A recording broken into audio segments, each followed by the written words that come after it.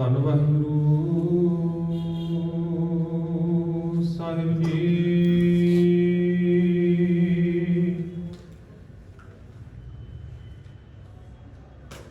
ਸਤਨਾਮ।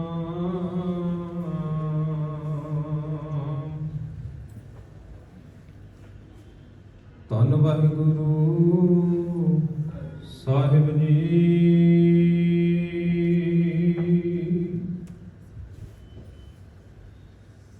ਇੱਕ ਓੰਕਾਰ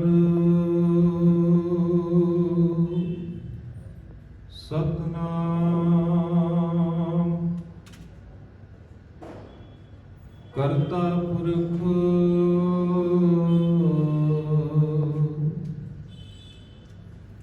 ਨਿਰਭਉ ਨਿਰਵੈਰ ਅਕਾਲ ਮੂਰਤ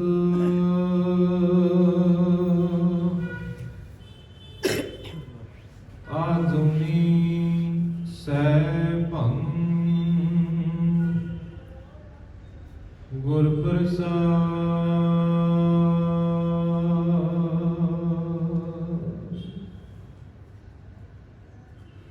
ਜੁਗੋ ਜੁਗ ਅਟਲ ਚਬਰ ਸਬਰ ਤਖਤ ਦੇ ਮਾਲਿਕ ਬਾਣੀ ਕੇ ਬੋਹਿਤ ਗੁਰਤਾ ਗੱਦੀ ਤੇ ਵਿਰਾਜਮਾਨ ਸ਼ਬਦ ਗੁਰੂ ਧੰਨ ਧੰਨ ਸਾਹਿਬ ਸ੍ਰੀ ਗੁਰੂ ਗ੍ਰੰਥ ਸਾਹਿਬ ਜੀਆਂ ਦੀ ਪਾਵਨ ਪਵਿੱਤਰ ਹਜ਼ੂਰੀ ਦੇ ਅੰਦਰ ਅੰਮ੍ਰਿਤ ਵੇਲੇ ਤੋਂ ਸਜੇ ਹੋਏ ਦੀਵਾਨਾਂ ਦੌਰਾਨ ਹਾਜ਼ਰੀਆਂ ਭਰ ਰਹੇ ਅਤ ਸਤਿਕਾਰਯੋਗ ਸਤਸੰਗੀ ਜਨੋ, ਜਿਸ ਤਰ੍ਹਾਂ ਆਪ ਸਭ ਭਲੀ ਭਾਂਤ ਜਾਣਦੇ ਹੀ ਹੋ ਕਿ ਅੱਜ ਦੇ ਇਹ ਪਾਵਨ ਦੀਵਾਨ ਦੋ ਦਿਹਾੜਿਆਂ ਨੂੰ ਸਮਰਪਿਤ ਅਸੀਂ ਮਨਾ ਰਹੇ ਹਾਂ। ਪਹਿਲਾ ਤਾਂ ਸਤਵੇਂ ਗੁਰੂ ਧੰਨ ਧੰਨ ਸ੍ਰੀ ਗੁਰੂ ਹਰਿਰਾਏ ਸਾਹਿਬ ਜੀ ਦੇ ਜੋਤੀ ਜੋਤ ਦਿਹਾੜੇ ਨੂੰ ਸਮਰਪਿਤ ਅਤੇ ਦੂਸਰਾ ਧੰਨ ਗੁਰੂ ਹਰਕ੍ਰਿਸ਼ਨ ਸਾਹਿਬ ਜੀ ਦੇ ਗੁਰਤਾ ਗੱਦੀ ਦਿਵਸ ਨੂੰ ਸਮਰਪਿਤ। ਆਓ ਜਿਤਨਾ ਵੀ ਸਮਾਂ ਪ੍ਰਾਪਤ ਹੋਇਆ ਹੈ ਯਤਨ ਕਰਾਂਗੇ ਕਿ ਕੁਝ ਕੁ ਪੱਖ ਦੋਨਾਂ ਗੁਰੂ ਸਾਹਿਬਾਨਾਂ ਦੇ ਜੀਵਨ ਦੇ ਵਿੱਚੋਂ ਆਪ ਜੀਆਂ ਦੇ ਨਾਲ ਸਾਂਝੇ ਕੀਤੇ ਜਾਣ। ਆਓ ਵਿਚਾਰਾਂ ਦੀ ਆਰੰਭਤਾ ਕਰਨ ਤੋਂ ਪਹਿਲਾਂ ਮਨੋਬਿਰਤੀਆਂ ਨੂੰ ਇਕਾਗਰ ਕਰਦਿਆਂ ਹੋਇਆਂ ਸਾਹਿਬਾਂ ਨੂੰ ਸੀਸ ਝੁਕਾਉਂਦਿਆਂ ਹੋਇਆਂ ਦੋਵੇਂ ਹੱਥ ਜੋੜ ਕੇ ਫਤਿਹ ਪ੍ਰਵਾਨ ਕਰੋ। ਆਖੋ ਜੀ ਵਾਹਿਗੁਰੂ ਜੀ ਕਾ ਖਾਲਸਾ ਵਾਹਿਗੁਰੂ ਜੀ ਕੀ ਫਤਿਹ। ਅੱਜ ਜਿਸ ਦਿਹਾੜਿਆਂ ਨੂੰ ਸਮਰਪਿਤ ਅਸੀਂ ਇਕੱਤਰ ਹੋਏ ਹਾਂ,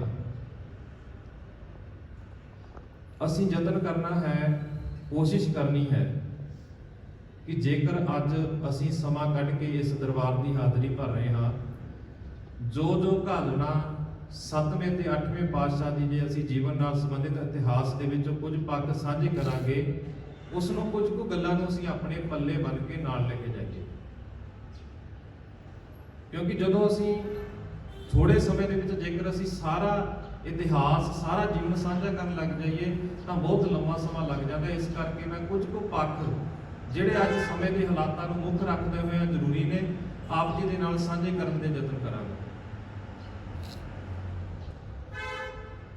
ਜਦੋਂ ਗੁਰੂ ਹਰਗੋਬਿੰਦ ਸਾਹਿਬ ਜੀ ਦਾ ਜੀਵਨ ਅਸੀਂ ਪੜ੍ਹਦੇ ਹਾਂ ਤਾਂ ਉਹਨਾਂ ਦੇ 5 ਪੁੱਤਰ ਹੋਏ, ਇੱਕ ਪੁੱਤਰੀ।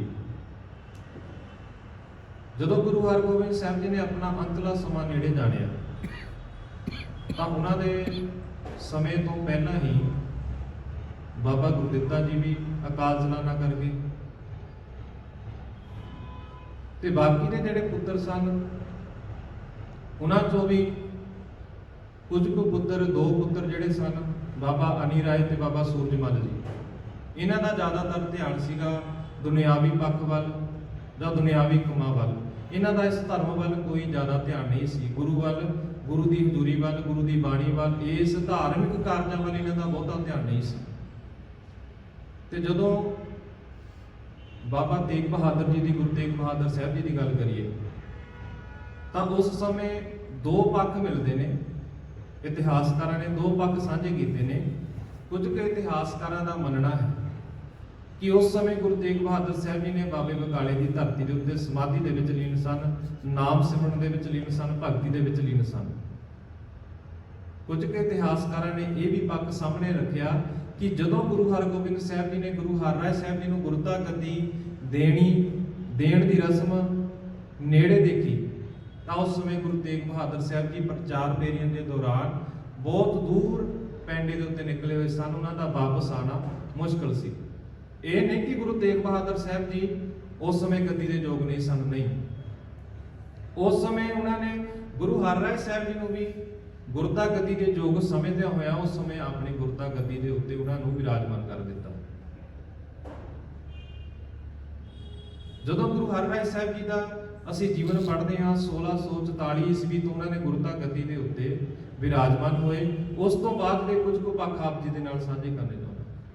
ਜਦੋਂ ਗੁਰੂ ਹਰਿਰਾਏ ਸਾਹਿਬ ਜੀ ਉਹਨਾਂ ਦੇ ਜੀਵਨ ਉਮਰ ਕੋਈ ਬਹੁਤੀ ਲੰਮੀ ਨਹੀਂ, 31 ਸਾਲ ਤੱਕ ਦੀ ਉਮਰ ਉਹਨਾਂ ਨੇ ਆਪਣਾ ਜੀਵਨ ਨਿਰਵਾਹ ਕੀਤਾ। ਤਾਂ ਇਸ ਜੀਵਨ ਕਾਲ ਦੇ ਵਿੱਚ ਉਹਨਾਂ ਨੇ ਪਹਿਲੇ ਤੌਰ ਦੇ ਉੱਤੇ ਇੱਕ ਕਾਰਜ ਕੀਤਾ। ਗੁਰੂ ਹਰਗੋਬਿੰਦ ਸਾਹਿਬ ਜੀ ਦਾ ਜਦੋਂ ਅਸੀਂ ਇਤਿਹਾਸ ਪੜ੍ਹਦੇ ਤਾਂ ਅਸੀਂ ਸਮਝਦੇ ਹਾਂ ਕਿ 4 ਜੰਗਾਂ ਗੁਰੂ ਹਰਗੋਬਿੰਦ ਸਾਹਿਬ ਜੀ ਨੇ ਆਪਣੇ ਜੀਵਨ ਦੇ ਵਿੱਚ ਮੁਗਲ ਫੌਜਾਂ ਦੇ ਨਾਲ ਲੜੀਆਂ। ਹਾਲਾਂਕਿ ਮੁਗਲ ਫੌਜਾਂ ਨੇ ਆਪ ਚੜ੍ਹਾਈ ਕੀਤੀ, ਗੁਰੂ ਸਾਹਿਬ ਜੀ ਆਪ ਕਦੇ ਵੀ ਵੱਧ ਕੇ ਜਾ ਕੇ ਉਹਨਾਂ ਦੇ ਉੱਤੇ ਚੜ੍ਹਾਈ ਕਰਕੇ ਵਾਰ ਨਹੀਂ ਕੀਤਾ। ਤੇ ਇੱਕ 5ਵੀਂ ਛੋਟੀ ਲੜਾਈ, ਕਈ ਇਤਿਹਾਸਕਾਰ ਉਸ ਨੂੰ ਲੜਾਈ ਵੀ ਮੰਨ ਲੈਂਦੇ ਨੇ ਤੇ ਕੁਝ ਇਤਿਹਾਸਕਾਰ ਇਹ ਵੀ ਕਹਿੰਦੇ ਨੇ ਕਿ ਉਹ ਛੋਟੀ ਜਿਹੀ ਇੱਕ ਝੜਪ ਹੋਈ ਸੀ ਜੋ ਫਗਵਾੜੇ ਲਾਗੇ ਹੋਈ ਸੀ। ਆਮ ਤੌਰ ਤੇ 4 ਜੰਗਾਂ ਦਾ ਜ਼ਿਕਰ ਆਉਂਦਾ। ਜਦੋਂ ਗੁਰੂ ਹਰਿਰਾਏ ਸਾਹਿਬ ਜੀ ਨੇ ਗੁਰਤਾ ਗੱਦੀ ਸੰਭਾਲੀ ਤਾਂ ਉਹਨਾਂ ਨੇ ਆਪਣੇ ਇਸ ਪਿਤਾ ਜੀ ਵਾਲਾ ਪੱਖ ਜਿਹੜੀਆਂ ਸਿੱਖਾਂ ਨੂੰ ਸ਼ਾਸਤਰ ਵਿਦਿਆ ਧਾਰਨ ਕਰਵਾਈ, ਘੋੜਸਵਾਰੀ, ਇਹ ਰਸਮ ਜਿਹੜਾ ਇਹ ਰਿਵਾਜ ਸੀ, ਇਹ ਸ਼ਾਸਤਰ ਵਿਦਿਆ ਦਾ ਜਿਹੜਾ ਪਹਿਰਾ ਸੀ, ਇਹ ਬਰਕਰਾਰ ਰੱਖਿਆ। ਇਤਿਹਾਸ ਪ੍ਰਿੰਸੀਪਲ ਸਤਵੀਰ ਸਿੰਘ ਜੀ ਦੀ ਇਤਿਹਾਸ ਆ, 10 ਪਾਤਸ਼ਾਹੀਆਂ ਦਾ ਉਹਨਾਂ ਨੇ ਸੰਖੇਪ ਇਤਿਹਾਸ ਲਿਖਿਆ। ਉਸ ਦੇ ਵਿੱਚ ਉਹਨਾਂ ਨੇ ਗੁਰੂ ਹਰਿਰਾਏ ਸਾਹਿਬ ਜੀ ਦੇ ਜੀਵਨ ਬਾਬਤ ਲਿਖਿਆ ਕਿ ਉਹਨਾਂ ਨੇ ਜਦੋਂ ਗੁਰਤਾ ਗੱਦੀ ਦੇ ਉੱਤੇ ਵਿਰਾਜਮਾਨ ਹੋਏ ਤਾਂ ਇਹ ਰਸਮ ਹੂਬਹੂ ਉਸੇ ਤਰ੍ਹਾਂ ਹੀ ਚੱਲਦੀ ਰਹੀ ਕਿ ਆਪਣੇ ਨਾਲ ਉਹਨਾਂ ਨੇ ਤਕਰੀਬਨ 2200 ਘੋੜਸਵਾਰਾਂ ਦਾ ਇੱਕ ਜਥਾ ਹਮੇਸ਼ਾ ਗੁਰੂ ਹਰਿਰਾਏ ਸਾਹਿਬ ਜੀ ਦੇ ਨਾਲ ਰਹਿੰਦਾ ਸੀ। ਉਹ ਵੀ ਸ਼ਸਤਰਧਾਰੀ, ਸ਼ਸਤਰ ਵਿਦਿਆ ਦੇ ਵਿੱਚ ਪੂਰੇ ਨਿਪੁੰਨ, ਤੇ ਉਹ ਹਮੇਸ਼ਾ ਜਥਾ ਗੁਰੂ ਹਰਿਰਾਏ ਸਾਹਿਬ ਜੀ ਦੇ ਨਾਲ ਰਹਿੰਦਾ ਸੀ। ਪਰ ਗੁਰੂ ਹਰਿਰਾਏ ਸਾਹਿਬ ਜੀ ਦਾ ਇਹ ਮਨ ਨਹੀਂ ਸੀ ਕਿ ਵੀ ਲੜਾਈ ਲੜੀ ਜਾਵੇ। ਉਹਨਾਂ ਨੇ ਆਪਣੇ ਜੀਵਨ ਦੇ ਵਿੱਚ ਕੋਈ ਜੰਗ ਨਹੀਂ ਲੜੀ। ਜਿੰਨਾ ਟਾਈਮ ਉਹਨਾਂ ਦਾ ਜੀਵਨ ਰਿਹਾ ਉਹਨਾਂ ਨੇ ਕਿਸੇ ਵੀ ਜੰਗ ਦੇ ਵਿੱਚ ਹਿੱਸਾ ਨਹੀਂ ਲਿਆ, ਨਾ ਹੀ ਗੁਰਤਾ ਗੱਦੀ ਤੋਂ ਬਾਅਦ ਕੋਈ ਜੰਗ ਲੜੀ। ਹਾਲਾਂਕਿ ਵਿਰੋਧੀ ਧਿਰ ਨੇ, ਔਰੰਗਜ਼ੇਬ ਹੋ ਗਿਆ, ਇਹੋ ਜਿਹੇ ਮੁਗਲ ਸ਼ਾਸਕਾਂ ਨੇ ਬਹੁਤ ਜ਼ੋਰ ਲਾਇਆ ਕਿਸੇ ਨਾ ਕਿਸੇ ਤਰ੍ਹਾਂ ਇਹਨਾਂ ਨੂੰ ਭੜਕਾਇਆ ਜਾਵੇ, ਇਹਨਾਂ ਦੇ ਨਾਲ ਜੰਗ ਲੜੀ ਜਾਵੇ। ਪਰ ਗੁਰੂ ਹਰਿਰਾਏ ਸਾਹਿਬ ਜੀ ਦਾ ਇਹ ਮਕਸਦ ਨਹੀਂ ਸੀ। ਉਹਨਾਂ ਨੇ ਸਿਆਣਪ ਅਤੇ ਸੂਝ ਦੇ ਨਾਲ ਹਰ ਮਸਲੇ ਦਾ ਹੱਲ ਆਰਾਮ ਨਾਲ ਕੀਤਾ। ਉਹ ਆਪ ਖੁਦ ਸ਼ਿਕਾਰ ਦੇ ਉੱਤੇ ਜਾਂਦੇ, ਇੱਥੋਂ ਤੱਕ ਕਿ ਜਦੋਂ ਸ਼ਿਕਾਰ ਕਰਨ ਜਾਂਦੇ ਤਾਂ ਕਿਸੇ ਵੀ ਜੀਵ ਨੂੰ ਮਾਰਿਆ ਨਹੀਂ, ਜਿੰਦਾ ਜੀਵ ਨੂੰ ਫੜ ਕੇ ਉਹਨਾਂ ਨੇ ਆਪਣੇ ਇੱਕ, ਜਿਸ ਤਰ੍ਹਾਂ ਅੱਜ ਚਿੜੀਆ ਘਰ ਨੇ, ਜਾਨਵਰਾਂ ਦੀ ਰੱਖਿਆ ਦੇ ਲਈ ਰੱਖ ਬਣੇ ਹੋਏ ਨੇ, ਉੱਥੇ ਲਿਆ ਕੇ ਉਹਨਾਂ ਨੂੰ ਛੱਡ ਦਿੰਦੇ ਸਨ ਤਾਂ ਜੋ ਇਹ ਦਬਦਬਾ ਮੁਗਲ ਸ਼ਾਸਕਾਂ ਦੇ ਵਿੱਚ ਬਣਿਆ ਰਵੇ ਵੀ ਹਾਂ ਸਿੱਖਾਂ ਕੋਲ ਹਜੇ ਵੀ ਉਹ ਪਾਵਰ ਕਾਇਮ ਹੈ। ਦੇਖੋ, ਜਦੋਂ ਕੋਲ ਬੰਦੇ ਦੇ ਤਾਕਤ ਹੋਵੇ, ਬਲ ਹੋਵੇ, ਉਦੋਂ ਉਸ ਤਾਕਤ ਦੀ ਬਲ ਦੀ ਸਾਹਮਣੇ ਵਾਲਾ ਜੇ ਚਾਹੇ ਵੀ ਹਾਂ ਵੀ ਆਪਣੀ ਤਾਕਤ ਦੀ ਬਲ ਕਰੇ, ਚਾਹੁੰਦਾ ਤਾਂ ਸਾਹਮਣੇ ਵਾਲਾ ਨਾ ਸਾਡੀ, ਅਸੀਂ ਆਪਣੇ ਮਨ ਦੀ ਤਾਂ ਨਹੀਂ ਕਰ ਰਹੇ ਵੀ ਹਾਂ ਮੈਂ ਆਪਣਾ ਬਲ ਦਿਖਾਵਾਂ। ਜਦੋਂ ਸਾਹਮਣੇ ਵਾਲਾ ਇਹ ਚਾਹ ਰਿਹਾ ਵੀ ਹਾਂ ਵੀ ਇਹ ਮੇਰੇ ਨਾਲ ਲੜਾਈ ਲੜੇ, ਉਦੋਂ ਵੀ ਆਪਣੇ ਆਪ ਨੂੰ ਇਸ ਸਥਿਤੀ ਦੇ ਵਿੱਚ ਆਪਣੇ ਆਪ ਦੇ ਉੱਤੇ ਕਾਬੂ ਰੱਖਣਾ ਸਿਆਣਪ ਦੀ ਗੱਲ ਹੈ। ਜੇਕਰ ਹੁਣ ਅਸੀਂ ਆਪਣੇ ਵੱਲ ਝਾਤ ਮਾਰੀਏ, ਜੇਕਰ ਹੁਣ ਮੇਰੇ ਵਰਗਾ ਕਹਿ ਦਵੇ ਕਿ ਮੈਂ ਤਾਂ ਜੀਵਨ ਦੇ ਅੱਜ ਵਿੱਚ ਕਦੇ ਵੀ ਚੋਰੀ ਨਹੀਂ ਕੀਤੀ, ਹੋ ਸਕਦਾ ਮੈਨੂੰ ਕਦੇ ਮੌਕਾ ਹੀ ਨਾ ਮਿਲਿਆ ਹੋਵੇ। ਪਤਾ ਤਾਂ ਉਦੋਂ ਲੱਗੇਗਾ ਨਾ ਜਦੋਂ ਕੋਈ ਵੀ ਨਹੀਂ ਦੇਖ ਰਿਹਾ, ਤੇਰੇ ਸਾਹਮਣੇ ਮੌਕਾ ਵੀ ਹੈ, ਪੂਰੀ ਸਥਿਤੀ ਵੀ ਹੈ, ਪੂਰਾ ਮਾਹੌਲ ਵੀ ਬਣਿਆ, ਪਰ ਉੱਥੇ ਵੀ ਤੇਰਾ ਮਨ ਕਵੇ ਨਹੀਂ, ਚੋਰੀ ਕਰਨਾ ਗਲਤ ਗੱਲ, ਮੇਰੇ ਗੁਰੂ ਨੇ ਨਹੀਂ ਸਿਖਾਇਆ। ਪਤਾ ਤਾਂ ਉਦੋਂ ਲੱਗੇਗਾ ਨਾ ਕਿ ਹਾਂ ਮੇਰੇ ਅੰਦਰ ਸੰਤੋਖ ਹੈ, ਸਬਰ ਹੈ, ਵੀ ਜਿੰਨਾ ਕੁਝ ਮਿਲ ਰਿਹਾ ਉਸ ਦੇ ਵਿੱਚ ਸਬਰ ਸੰਤੋਖ ਕਰ ਰਹੇ ਹਾਂ।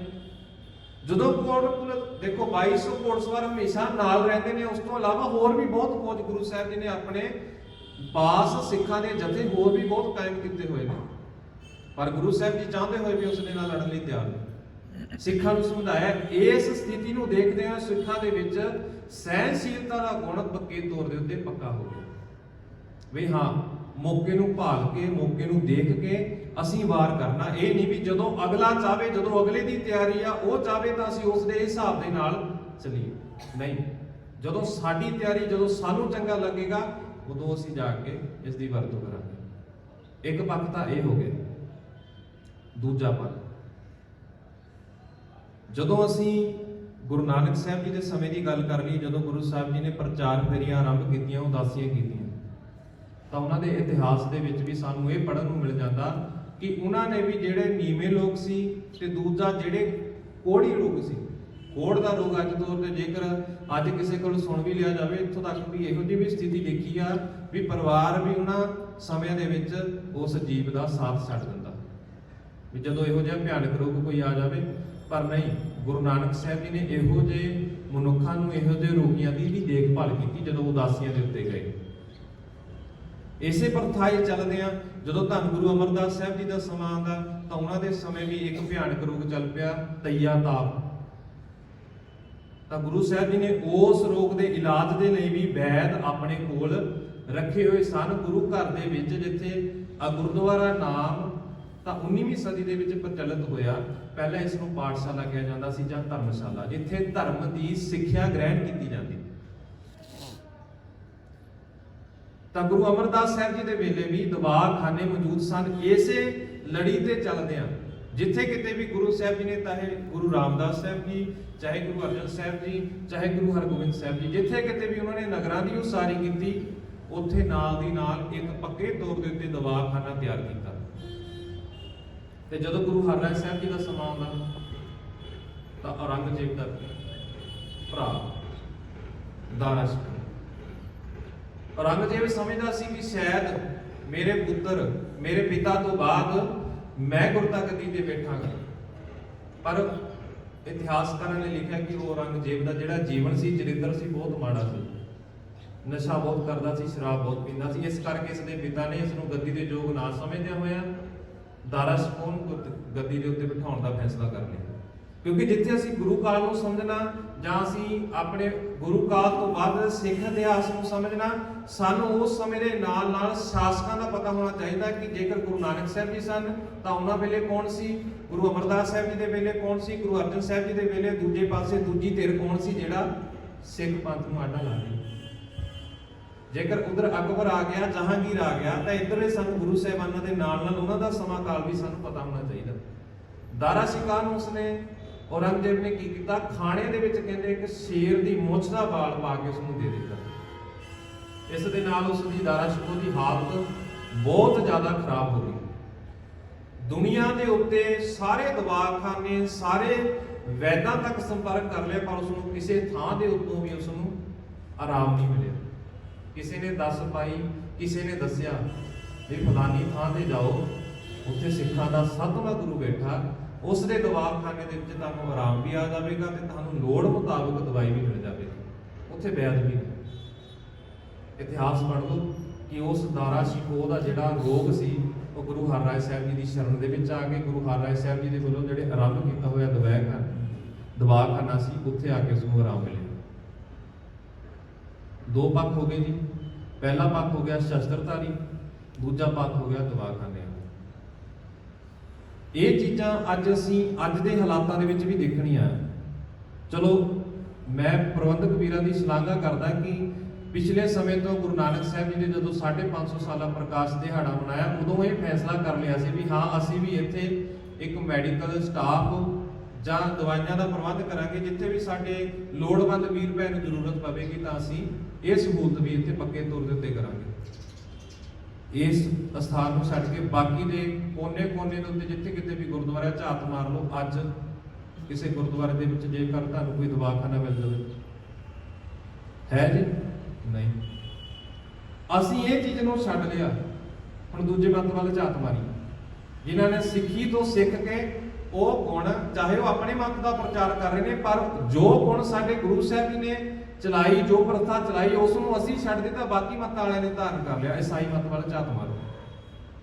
ਜਿੱਥੇ ਕਿਤੇ ਉਹਨਾਂ ਨੇ ਪ੍ਰਚਾਰ ਕਰਨਾ, ਸਭ ਤੋਂ ਪਹਿਲਾਂ ਉਹ ਆਪਣਾ ਸਕੂਲ ਖੋਲਦੇ ਨੇ। ਵਿਦਿਆ ਦਾ ਕੇਂਦਰ ਖੋਲ੍ਹਦੇ ਨੇ। ਦੂਜੇ ਨੰਬਰ ਤੇ ਕੀ ਕਰਦੇ ਨੇ? ਮੈਡੀਕਲ।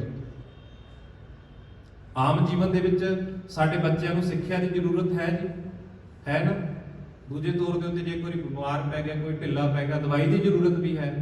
ਜਦੋਂ ਇਹ ਚੀਜ਼ਾਂ ਉਹਨਾਂ ਨੇ ਪਹਿਲਾਂ ਤਿਆਰੀ ਕਰ ਲਈ, ਸਕੂਲ ਸਥਾਪਿਤ ਕਰ ਲਏ, ਦਵਾਖਾਨੇ ਸਥਾਪਿਤ ਕਰ ਲਏ, ਫਿਰ ਜਿਹੜਾ ਅਗਲਾ ਸਟੈਪ ਆ ਫਿਰ ਉਹਨਾਂ ਨੇ ਜਾ ਕੇ ਚਰਚ ਤਿਆਰ ਕਰਨੀ। ਅਸੀਂ ਇੱਥੇ ਪਹਿਲਾਂ ਗੁਰੂ ਘਰ ਬਣਾਉਂਦੇ ਆ, ਸੰਗਤ ਆਵੇ ਨਾ ਆਵੇ, ਲੱਖਾਂ ਪੈਸਾ ਲਾ ਦੇਣਾ, ਪਰ ਪ੍ਰਚਾਰ ਵੱਲ ਅਸੀਂ ਕੋਈ ਧਿਆਨ ਨਹੀਂ ਦਿੱਤਾ। ਹਾਲਾਂਕਿ ਗੁਰੂ ਸਾਹਿਬ ਜੀ ਨੇ ਪਹਿਲਾਂ ਇਹ ਚੀਜ਼ਾਂ ਮੁੱਖ ਰੱਖੀਆਂ। ਜੇ ਗੁਰੂ ਹਰਕ੍ਰਿਸ਼ਨ ਸਾਹਿਬ ਜੀ ਦੇ ਜੀਵਨ ਵੱਲ ਝਾਤ ਮਾਰੀਏ ਤਾਂ ਉਹਨਾਂ ਨੇ ਵੀ, ਜਦੋਂ ਗੁਰੂ ਹਰਿਰਾਏ ਸਾਹਿਬ ਜੀ ਨੇ ਆਪਣਾ ਅੰਤਲਾ ਸਮਾਂ ਨੇੜੇ ਜਾਣ ਕੇ ਉਹਨਾਂ ਨੇ ਦੇਖਿਆ ਕਿ ਗੁਰਤਾ ਗੱਦੀ ਦਾ ਹੁਣ ਕਾਰਜ ਸੰਭਾਲਿਆ ਜਾਵੇ, ਤਾਂ ਉਹਨਾਂ ਨੇ ਗੁਰੂ ਹਰਕ੍ਰਿਸ਼ਨ ਸਾਹਿਬ ਜੀ ਨੂੰ ਗੁਰਤਾ ਗੱਦੀ ਤੇ ਬਿਠਾਇਆ, ਨਾ ਕਿ ਰਾਮ ਰਾਏ ਜੀ ਨੂੰ। ਹਾਲਾਂਕਿ ਰਾਮ ਰਾਏ ਜੀ ਗੁਰਤਾ ਆਪਣੇ ਉਹਨਾਂ ਤੋਂ, ਗੁਰੂ ਹਰਕ੍ਰਿਸ਼ਨ ਸਾਹਿਬ ਜੀ ਤੋਂ ਵੱਡੇ ਸਨ। ਕਿਉਂ ਨਹੀਂ ਬਿਠਾਇਆ? ਕਿਉਂਕਿ ਜਦੋਂ ਗੁਰੂ ਹਰਿਰਾਏ ਸਾਹਿਬ ਜੀ ਨੂੰ ਔਰੰਗਜ਼ੇਬ ਨੇ ਸੁਨੇਹਾ ਭੇਜਿਆ ਸੀ ਨਾ ਵੀ ਕੋਈ ਵਿਚਾਰ ਕਰਨੀ ਤਾਂ ਦਿੱਲੀ ਆਓ, ਤਾਂ ਗੁਰੂ ਹਰਿਰਾਏ ਸਾਹਿਬ ਜੀ ਨੇ ਬਾਬਾ ਰਾਮ ਰਾਏ ਜੀ ਨੂੰ ਭੇਜ ਦਿੱਤਾ ਸੀ। ਇਹ ਨਹੀਂ ਕਿ ਰਾਮ ਰਾਏ ਜੀ ਪਹਿਲਾਂ ਮਾੜੇ ਸਨ, ਨਹੀਂ। ਉਹਨਾਂ ਨੇ ਸਿੱਖੀ ਦਾ ਪ੍ਰਚਾਰ ਕੀਤਾ, ਗੁਰੂ ਦੀ ਬਾਣੀ ਦਾ ਪ੍ਰਚਾਰ ਕੀਤਾ। ਜੇਕਰ ਗੁਰੂ ਹਰਿਰਾਏ ਸਾਹਿਬ ਜੀ ਨੂੰ ਉਹਨਾਂ ਦੇ ਵਿੱਚ ਕੁਝ ਚੰਗਾ ਲੱਗਿਆ ਸੀ, ਗੁਣਵਾਨ ਸਨ, ਤਾਂ ਹੀ ਤਾਂ ਉਹਨਾਂ ਨੂੰ ਭੇਜਿਆ। ਉੱਥੇ ਜਾ ਕੇ ਚਾਹੇ ਮਨ ਲਾਲਚ ਵਿੱਚ ਪੈ ਗਿਆ, ਡੋਲ ਗਿਆ, ਤਾਂ ਉਹ ਗੱਲ ਵੱਖਰੀ। ਸਾਰੀਆਂ ਪ੍ਰਚਾਰਾਂ ਹੋ ਗਈਆਂ। ਗੁਰੂ ਸਾਹਿਬ ਜੀ ਨੇ ਕਹਿਣ ਤੁਰਨ ਲੱਗੇ ਇਹ ਬਚਨ ਕੀਤੇ ਸਨ ਵੀ ਰਾਮ ਰਾਏ ਜੀ ਕੋਈ ਕਰਾਮਾਤ ਨਹੀਂ ਦਿਖਾਉਣੀ, ਸੱਚ ਦੀ ਗੱਲ ਕਰਨੀ, ਜੋ ਸਾਡਾ ਗੁਰੂ ਸਮਝਾ ਰਿਹਾ ਉਸੇ ਗੱਲ ਦੇ ਉੱਤੇ ਪਹਿਰਾ ਦੇਣਾ, ਜੋ ਮਰਜ਼ੀ ਹੋ ਜਾਵੇ। ਇਤਿਹਾਸਕਾਰ ਲਿਖਦੇ ਕਿ ਉਸ ਦਰਬਾਰ ਦੇ ਵਿੱਚ ਜਾ ਕੇ ਔਰੰਗਜ਼ੇਬ ਨੂੰ ਖੁਸ਼ ਕਰਨ ਦੇ ਲਈ 52 ਤਰ੍ਹਾਂ ਦੀਆਂ ਕਰਾਮਾਤ ਰਾਮ ਰਾਏ ਜੀ ਨੇ ਕੀਤੀਆਂ। ਦੂਜੇ ਨੰਬਰ ਤੇ ਉੱਤੇ ਜਦੋਂ ਵਿਚਾਰਾਂ ਹੋ ਗਈਆਂ ਤਾਂ ਕਿਸੇ ਸਲਾਹਕਾਰ ਨੇ ਔਰੰਗਜ਼ੇਬ ਦੇ ਕੰਨ ਦੇ ਵਿੱਚ ਗੱਲ ਪਾਈ ਕਿ ਇਹਨਾਂ ਦੀ ਬਾਣੀ ਦੇ ਵਿੱਚ ਲਿਖਿਆ ਹੈ ਮਿੱਟੀ ਮੁਸਲਮਾਨ ਕੀ ਪੇੜੇ ਪਈ ਉਮਿਆ। ਜਦੋਂ ਇਹ ਵਿਚਾਰਾਂ ਹੋਈਆਂ ਤਾਂ ਔਰੰਗਜ਼ੇਬ ਦਾ ਮਨ ਰੱਖਣ ਲਈ ਰਾਮ ਰਾਏ ਜੀ ਨੇ ਕਹਿਤਾ ਨਹੀਂ ਬਈ ਇਹ ਤਾਂ ਲਿਖਣ ਵਾਲਿਆਂ ਕੋਲੋਂ ਗਲਤੀ ਹੋ ਗਈ, ਇੱਥੇ ਮਿੱਟੀ ਮੁਸਲਮਾਨ ਨਹੀਂ ਕੀ ਨਹੀਂ, ਇੱਥੇ ਮਿੱਟੀ ਬੇਈਮਾਨ ਕੀ। ਗੁਰੂ ਰਾਮ ਰਾਏ ਜੀ ਦਾ ਜਦੋਂ ਬਾਬਾ ਰਾਮ ਰਾਏ ਜੀ ਦੀ ਜਦੋਂ ਇਹ ਵਿਚਾਰ ਗੁਰੂ ਹਰਿਰਾਏ ਸਾਹਿਬ ਜੀ ਤੱਕ ਪਹੁੰਚੀ ਤਾਂ ਉਹਨਾਂ ਨੇ ਉੱਥੋਂ ਹੀ ਸੱਦਾ ਪੱਤਰ ਭੇਜ ਦਿੱਤਾ ਕਿ ਸਾਨੂੰ ਅੱਜ ਤੋਂ ਮੁੱਖ ਨਾ ਦਿਖਾਇਓ, ਇੱਧਰ ਨੂੰ ਵਾਪਸ ਨਾ ਆਇਓ। ਅੱਜ ਸਾਡੀ ਸਥਿਤੀ ਦੇਖੀਏ ਕੀ ਹੈ। ਇੱਕ ਪਾਸੇ ਗੁਰੂ ਸਾਹਿਬ ਦੇ ਪੁੱਤਰ ਨੇ ਜੇ ਬਾਣੀ ਦੀ ਪੰਕਤੀ ਨੂੰ ਗਲਤ ਤੋੜ ਕੇ ਮਰੋੜ ਕੇ ਉਸ ਨੂੰ ਆਪਣੇ ਹਿਸਾਬ ਦੇ ਨਾਲ ਕਿਸੇ ਨੂੰ ਖੁਸ਼ ਕਰਨ ਦੇ ਲਈ ਉਸ ਦੇ ਸਾਹਮਣੇ ਪੰਕਤੀ ਬਦਲ ਕੇ ਉਚਾਰਨ ਕਰ ਦਿੱਤੀ। ਅੱਜ ਸਾਡੇ ਲੀਡਰ ਕਿੰਨੀਆਂ ਗਲਤੀਆਂ ਕਰਦੇ ਨੇ, ਪੰਕਤੀਆਂ ਪੁੱਠੀਆਂ ਬੋਲ ਦਿੰਦੇ ਨੇ ਤੇ ਉਹਨਾਂ ਨੂੰ ਸਜ਼ਾ ਕੀ ਲਾਈ ਜਾਂਦੀ ਜੀ? ਆਖੇ ਅਖੰਡ ਪਾਠ ਸਾਹਿਬ ਕਰਵਾਉਣਾ, ਕਰਨਾ ਨਹੀਂ ਕਰਵਾਉਣਾ। ਬਰਤਨ ਮਾਂਜਣੇ, ਇਹ ਸਜ਼ਾ ਨੇ ਜਾਂ ਸੇਵਾ ਨੇ? ਇੱਕ ਚੀਜ਼ ਦੱਸੋ, ਇਹ ਸਜ਼ਾ ਆ ਜਾਂ ਸੇਵਾ? ਕਿ ਸਿੱਖ ਦਾ ਇਹ ਫਰਜ਼ ਨਹੀਂ ਬਣਦਾ ਗੁਰੂ ਦੀ ਬਾਣੀ ਪੜ੍ਹੇ? ਕਿ ਸਿੱਖ ਦਾ ਇਹ ਫਰਜ਼ ਨਹੀਂ ਬਣਦਾ ਕਿ ਜੇਕਰ ਗੁਰੂ ਘਰ ਆਵੇ ਜਿੱਥੇ ਮਨ ਦੀ ਸ਼ੁੱਧਤਾ ਲਈ ਬਾਣੀ ਪੜ੍ਹਨੀ, ਉੱਥੇ ਸਰੀਰ ਦੇ ਲਈ ਬਾਕੀ ਸੇਵਾ ਵੀ ਕਰਨੀ, ਝਾੜੂ ਵੀ ਲਾਣਾ, ਲੰਗਰ ਦੇ ਵਿੱਚ ਵੀ ਸੇਵਾ ਕਰਨੀ, ਬਰਤਨ ਵੀ ਮਾਂਜਣੇ। ਪਰ ਜਿਹੜੀ ਸੇਵਾ ਸੀ ਉਸ ਨੂੰ ਅਸੀਂ ਸਜ਼ਾ ਬਣਾ ਕੇ ਥੋਪ ਰਹੇ ਹਾਂ ਵੀ ਹਾਂ ਭਾਈ ਤੁਸੀਂ ਆਹ ਕੰਮ ਕਰਨੇ ਆ। ਤੇ ਫਿਰ ਉਹਨਾਂ ਨੂੰ ਜਾ ਕੇ ਜੱਫੀਆਂ ਪਾ ਪਾ ਕੇ ਕਲਾਵੇ ਦੇ ਵਿੱਚ ਲੈਣੇ ਵੀ ਕਿਤੇ ਸਾਡਾ ਨਾ ਨੁਕਸਾਨ ਹੋ ਜਾਵੇ, ਕਿਤੇ ਸਾਡੀ ਨਾ ਜਥੇਦਾਰੀ ਜਾਂਦੀ ਲੱਗੇ। ਸਾਨੂੰ ਇਹ ਚੀਜ਼ਾਂ ਸਮਝਣੀਆਂ ਪੈਣਗੀਆਂ। ਜਦੋਂ ਗੁਰੂ ਹਰਕ੍ਰਿਸ਼ਨ ਸਾਹਿਬ ਜੀ ਗੁਰਤਾ ਗੱਦੀ ਦੇ ਉੱਤੇ ਬੈਠੇ ਤਾਂ ਗੁਰੂ ਹਰਿਰਾਏ ਸਾਹਿਬ ਜੀ ਨੇ ਉਹਨਾਂ ਨੂੰ ਸਮਝਾ ਦਿੱਤਾ ਸੀ ਕਿ ਪੁੱਤਰ ਜੀ ਜੇਕਰ ਔਰੰਗਜ਼ੇਬ ਬੁਲਾਵੇ ਤਾਂ ਨਹੀਂ ਜਾਣਾ, ਜੇ ਦਿੱਲੀ ਬੁਲਾਵੇ ਤਾਂ ਨਹੀਂ ਜਾਣਾ। ਗੁਰੂ ਸਾਹਿਬ ਜੀ ਸਮਝਦੇ ਸਨ। ਫਿਰ ਔਰੰਗਜ਼ੇਬ ਨੇ ਜੈ ਸਿੰਘ ਨੂੰ ਵਿੱਚ ਪਾ ਕੇ, ਜਿਸ ਦਾ ਬੰਗਲਾ ਸੀ ਜਿੱਥੇ ਅੱਜ ਗੁਰਦੁਆਰਾ ਬੰਗਲਾ ਸਾਹਿਬ, ਉਸ ਰਾਜੇ ਨੂੰ ਵਿੱਚ ਪਾ ਕੇ ਕਿਹਾ ਵੀ ਕਿਸੇ ਤਰ੍ਹਾਂ ਗੁਰੂ ਹਰਕ੍ਰਿਸ਼ਨ ਸਾਹਿਬ ਜੀ ਨੂੰ ਇੱਥੇ ਬੁਲਾਇਆ ਜਾਵੇ। ਰਾਜਾ ਜੈ ਸਿੰਘ ਨੇ ਫਿਰ ਆਪਣੇ ਅਹਿਲਕਾਰਾਂ ਨੂੰ, ਆਪਣੇ ਸਲਾਹਕਾਰਾਂ ਨੂੰ ਭੇਜਿਆ ਵੀ ਜਾਓ, ਉਹਨਾਂ ਨੂੰ ਪੂਰੇ ਆਦਰ ਮਾਣ ਦੇ ਨਾਲ, ਸਤਿਕਾਰ ਦੇ ਨਾਲ ਗੁਰੂ ਹਰਕ੍ਰਿਸ਼ਨ ਸਾਹਿਬ ਜੀ ਨੂੰ ਲੈ ਕੇ ਆਓ। ਤਾਂ ਗੁਰੂ ਹਰਕ੍ਰਿਸ਼ਨ ਸਾਹਿਬ ਜੀ ਨੇ ਆਪਣੀ ਮਾਤਾ ਜੀ ਤੇ ਸੂਝਵਾਨ ਸਿੱਖਾਂ ਦੇ ਨਾਲ ਸਲਾਹ ਕਰਕੇ ਫਿਰ ਚੱਲਦੇ ਪਾਉਣੇ ਸ਼ੁਰੂ ਕਰ ਦਿੱਤੇ। ਜਦੋਂ ਇਤਿਹਾਸਕਾਰ ਲਿਖਦੇ ਕਿ ਜਦੋਂ ਉਹਨਾਂ ਨੇ ਉੱਥੋਂ ਪੰਜਾਬ ਦੇ ਕੋਲੋਂ ਤੁਰਨਾ ਸੀ ਤਾਂ ਵੱਡੀ ਗਿਣਤੀ ਦੇ ਵਿੱਚ ਸਿੱਖਾਂ ਦੀ ਜਿਹੜੀ ਸੰਗਤੀ ਰੂਪ ਦੇ ਵਿੱਚ ਸਨ, ਉਹ ਨਾਲ ਤੁਰ ਪਏ ਵੀ ਅਸੀਂ ਗੁਰੂ ਸਾਹਿਬ ਜੀ ਨੂੰ ਇਕੱਲੇ ਨਹੀਂ ਜਾਣ ਦੇਣਾ। ਜਦੋਂ ਅੰਬਾਲੇ ਪੰਜੋਖਰਾ ਸਾਹਿਬ ਜਿੱਥੇ ਅੱਜ ਗੁਰਦੁਆਰਾ ਸੁਸ਼ੋਭਿਤ ਹੈ, ਉਸ ਸਥਾਨ ਦੇ ਉੱਤੇ ਪਹੁੰਚੇ ਤਾਂ ਗੁਰੂ ਸਾਹਿਬ ਜੀ ਨੇ ਬਾਕੀ ਸਿੱਖਾਂ ਨੂੰ ਪਿੱਛੇ ਮੋੜ ਦਿੱਤਾ। ਕੁਝ ਕੁ ਸੂਝਵਾਨ ਸਿੱਖ ਗੁਰੂ ਸਾਹਿਬ ਜੀ ਨੇ ਆਪਣੇ ਨਾਲ ਰੱਖ ਲਏ। ਉੱਥੇ ਵੀ ਲਾਲ ਚੰਦ ਜੀ ਨੇ ਇਮਤਿਹਾਨ ਲੈਣਾ ਚਾਹਿਆ ਵੀ ਨਾ ਤਾਂ ਸਾਡੇ ਭਗਵਾਨ ਕ੍ਰਿਸ਼ਨ ਦਾ ਰੱਖ ਲਿਆ ਕਿ ਕੰਮ ਵੀ ਹੈ ਉਹ ਜੇ, ਉਸਨੇ ਪਰਖਣਾ ਚਾਹਿਆ ਤਾਂ ਕਿਹਾ ਵੀ ਗੀਤਾ ਦੇ ਤੁਸੀਂ ਅਰਥ ਕਰਕੇ ਦੱਸੋ। ਤਾਂ ਗੁਰੂ ਸਾਹਿਬ ਜੀ ਨੇ ਕਿਹਾ ਵੀ ਜਿਹੜੀ ਤੇਰੀ ਇੱਛਾ, ਜਿਹਨੂੰ ਤੂੰ ਚਾਹੁੰਦਾ ਉਸ ਨੂੰ ਲਿਆ, ਅਸੀਂ ਉਸ ਦੇ ਕੋਲੋਂ ਵੀ ਅਰਥ ਕਰਵਾ ਦਾਂਗੇ। ਤੁਸੀਂ ਜਦੋਂ ਹਿੰਦੂ ਇਤਿਹਾਸ ਨੂੰ ਪੜ੍ਹੋਗੇ, ਹਿੰਦੂ ਮਤ ਨੂੰ ਪੜ੍ਹਨ ਦਾ ਯਤਨ ਕਰੋਗੇ, ਇਸ ਮਤ ਦਾ ਵਿੱਚ ਇਹ ਹੈ ਵੀ ਜੇਕਰ ਜਿਹੜਾ ਬੱਚਾ ਬ੍ਰਾਹਮਣ ਦੇ ਘਰ ਪੈਦਾ ਹੋ ਗਿਆ, ਇਹਨਾਂ ਦੀਆਂ 4 ਜਾਤੀਆਂ ਨੇ, ਬ੍ਰਾਹਮਣ, ਸ਼ੂਦਰ, ਵੈਸ਼ ਤੇ ਖੱਤਰੀ। ਜਿਹੜਾ ਬੱਚਾ ਬ੍ਰਾਹਮਣ ਦੇ ਘਰ ਪੈਦਾ ਹੋ ਗਿਆ ਉਹੀ ਸਿੱਖਿਆ ਇਹ ਧਾਰਮਿਕ ਗ੍ਰੰਥਾਂ ਦੀ ਲੈ ਸਕਦਾ, ਬਾਕੀ ਦੇ ਨਹੀਂ। ਉਹਨਾਂ ਨੇ ਫਿਰ ਨੀਵੀਂ ਜਾਤ ਦੇ ਮਨੁੱਖ ਨੂੰ ਚੱਕਿਆ, ਜਿਨ੍ਹਾਂ ਨੂੰ ਅਸੀਂ ਸ਼ੂਦਰ ਸਮਝਦੇ ਹਾਂ, ਜਿਨ੍ਹਾਂ ਨੇ ਸ਼ੂਦਰ ਦਾ ਦਰਜਾ ਦਿੱਤਾ। ਉਸ ਜਾਤ ਦੇ ਵਿੱਚੋਂ ਇੱਕ ਝੂਰ ਨੂੰ ਲੈ ਕੇ ਆਉਂਦਾ, ਛੱਜੂ ਝੂਰ। ਕਿਉਂਕਿ ਇਤਿਹਾਸ ਪੜ੍ਹ ਕੇ ਦੇਖ ਲਓ, ਜੇਕਰ ਕੋਈ ਧਾਰਮਿਕ ਗ੍ਰੰਥਾਂ ਦੀ ਗੱਲ ਜੇਕਰ ਕਿਸੇ ਦੇ ਕੰਨ ਦੇ ਵਿੱਚ ਪੈ ਵੀ ਜਾਂਦੀ ਸੀ ਤਾਂ ਉਸ ਦੇ ਕੰਨ ਦੇ ਵਿੱਚ ਅੱਗੇ ਤੋਂ ਸਿੱਕਾ ਪਿਘਲਾ ਕੇ ਪਾ ਦਿੱਤਾ ਜਾਂਦਾ ਸੀ ਤੇ ਦੂਜਾ ਉਸ ਦੀ ਜ਼ੁਬਾਨ ਕੱਟ ਦਿੱਤੀ ਜਾਂਦੀ ਸੀ, ਤਾਂ ਜੋ ਇਹਨੇ ਸੁਣ ਲਿਆ ਉਹ ਬੋਲ ਨਾ ਦਵੇ। ਜਿਸ ਨੇ ਕਦੇ ਗ੍ਰੰਥਾਂ ਦੀ ਗੱਲ ਨਹੀਂ ਸੁਣੀ ਉਸ ਨੂੰ ਲਿਆ ਕੇ ਗੁਰੂ ਸਾਹਿਬ ਜੀ ਦੇ ਮੋਹਰੇ ਬਿਠਾ ਦਿੱਤਾ। ਗੁਰੂ ਸਾਹਿਬ ਜੀ ਨੇ ਜਦੋਂ ਉਸ ਦੇ ਉੱਤੇ ਨਜ਼ਰ ਮਾਰੀ, ਆਪਣੀ ਛੜੀ ਰੱਖੀ, ਆਪਣੀ ਸੋਟੀ ਰੱਖੀ, ਤਾਂ ਉਸ ਨੇ ਵੀ ਜਿਹੜੇ ਗੁਰੂ ਸਾਹਿਬ ਜੀ ਨੇ ਸ਼ਲੋਕ ਦੇ ਅਰਥ ਕਰਨ ਨੂੰ ਕਿਹਾ ਤਾਂ ਉਹਨਾਂ ਨੇ ਵੀ ਬਹੁਤ ਸੌਖੇ ਤਰੀਕੇ ਦੇ ਨਾਲ ਸ਼ਲੋਕ ਦੇ ਅਰਥ ਕਰਕੇ ਦੱਸ ਦਿੱਤੇ। ਤਾਂ ਜਦੋਂ ਲਾਲ ਚੰਦ ਜੀ ਨੇ ਦੇਖਿਆ ਵੀ ਹਾਂ ਵੀ ਨਹੀਂ ਗੱਲ ਤਾਂ ਪੁੱਠੀ ਪੈ ਗਈ, ਫਿਰ ਉਸਨੇ ਵੀ ਗੁਰੂ ਸਾਹਿਬ ਜੀ ਤੋਂ ਮਾਫੀ ਮੰਗ ਲਈ। ਤੇ ਇਸੇ ਤਰ੍ਹਾਂ ਫਿਰ ਇਮਤਿਹਾਨ ਜਾ ਕੇ ਰਾਜਾ ਜੈ ਸਿੰਘ ਨੇ ਵੀ ਲੈ ਲਿਆ ਵੀ ਦੇਖੀਏ ਤਾਂ ਸਹੀ ਇੰਨੀ ਛੋਟੀ ਉਮਰ ਦੇ ਵਿੱਚ ਕੌਣ ਕੋਈ ਗੁਰੂ ਬਣ ਜਾਂਦਾ।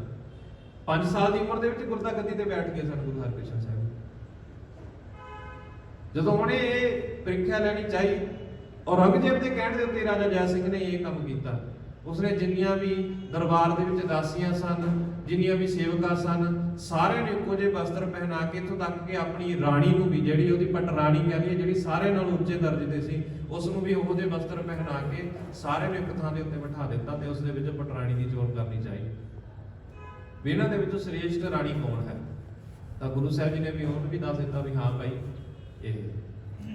ਤਾਂ ਉਸ ਨੇ ਵੀ ਜਦੋਂ ਇਹ ਚੀਜ਼ਾਂ ਦੇਖੀਆਂ ਤਾਂ ਉਹ ਵੀ ਹੈਰਾਨ ਰਹਿ ਗਿਆ ਵੀ ਹਾਂ ਨਹੀਂ ਵੀ ਇਹਨਾਂ ਦਾ ਜੇਕਰ ਗੁਰੂ 60-70 ਸਾਲ ਦੇ ਵਿੱਚ ਵੀ ਗੁਰਤਾ ਗੱਦੀ ਤੇ ਬੈਠਾ ਸੂਝਵਾਨ ਦੇ ਨਾਲ ਫੈਸਲੇ ਕਰ ਰਿਹਾ, ਤਾਂ ਇਹ 5 ਸਾਲ ਦੇ ਵਿੱਚ ਵੀ ਫੈਸਲੇ ਸਹੀ ਕਰ ਰਿਹਾ।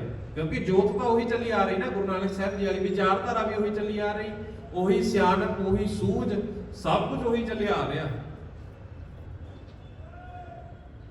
ਤਾਂ ਇਹ ਗੁਰੂ ਸਾਹਿਬ ਜੀ ਨੇ ਵੱਖ-ਵੱਖ ਜਾਮਿਆਂ ਦੇ ਵਿੱਚ ਇਹ ਸਭ ਕੁਝ ਆਪਣੇ ਸਰੀਰ ਦੇ ਉੱਤੇ ਹੰਢਾ ਕੇ ਸਾਨੂੰ ਦੱਸਣਾ ਕਰ ਦਿੱਤਾ ਕਿ ਇੱਥੇ ਉਮਰ ਦਾ ਕੋਈ ਲੈਣ ਦੇਣ ਨਹੀਂ ਹੈਗਾ।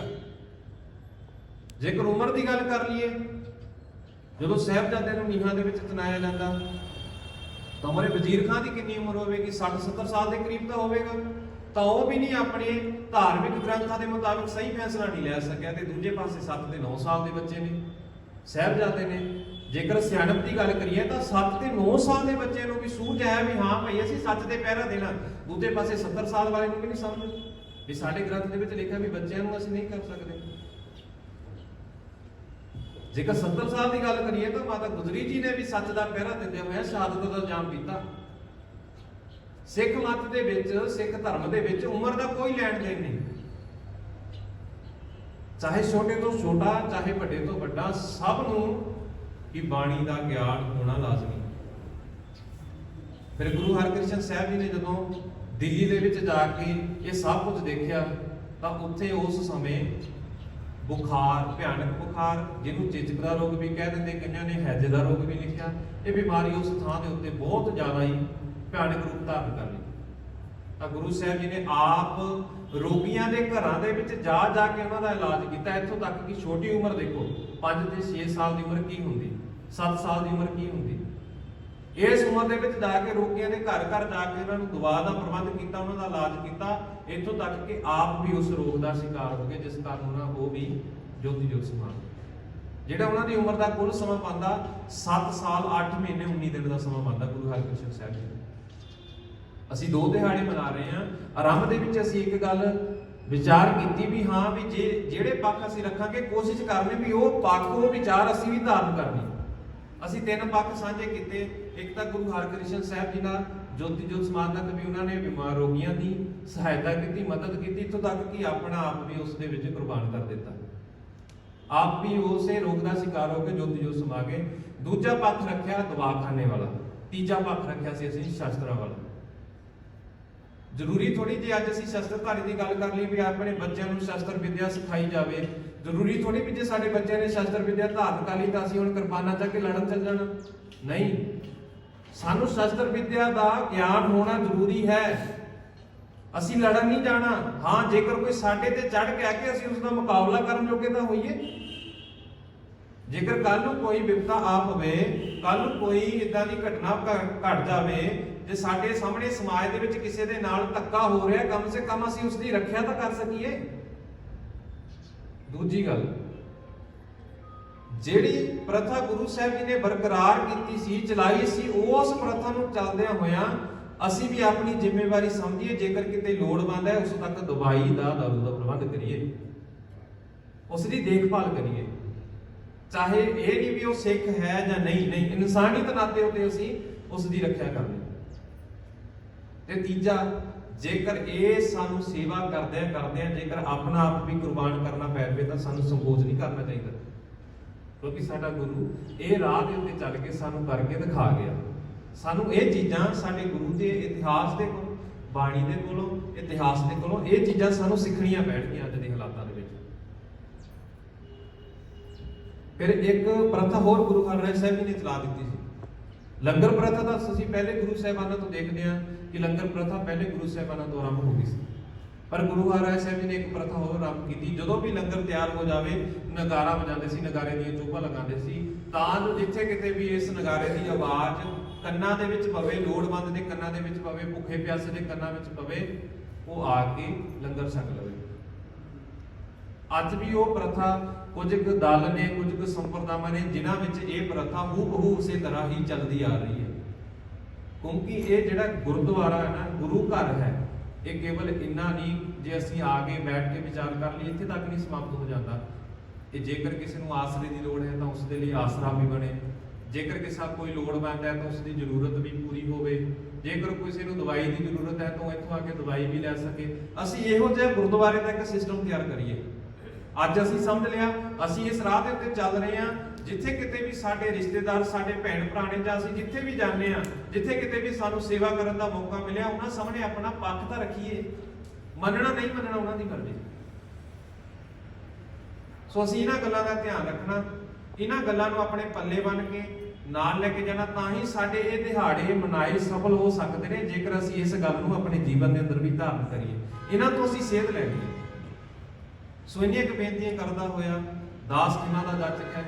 ਜੇਕਰ ਕੋਈ ਸ਼ਬਦ ਕਿਸੇ ਦੀ ਸ਼ਾਨ ਦੇ ਖਿਲਾਫ, ਕਿਸੇ ਦੀ ਇੱਜ਼ਤ ਦੇ ਖਿਲਾਫ ਬੋਲਿਆ ਗਿਆ ਹੋਵੇ ਤਾਂ ਦੋਵੇਂ ਹੱਥ ਜੋੜ ਕੇ ਮਾਫੀ ਮੰਗਦਾ ਜੀ। ਹੋਈਆਂ ਭੁੱਲਾਂ ਚੁੱਕਾਂ ਦੀ ਖਿਮਾ ਕਰਨੀ। ਆਓ ਸਾਰੇ ਰਲ ਮਿਲ ਕੇ ਆਨੰਦ ਸਾਹਿਬ ਦਾ ਪਾਠ ਕਰੀਏ ਜੀ। ਵਾਹਿਗੁਰੂ ਜੀ ਕਾ ਖਾਲਸਾ, ਵਾਹਿਗੁਰੂ ਜੀ ਕੀ ਫਤਿਹ। ਰਾਮ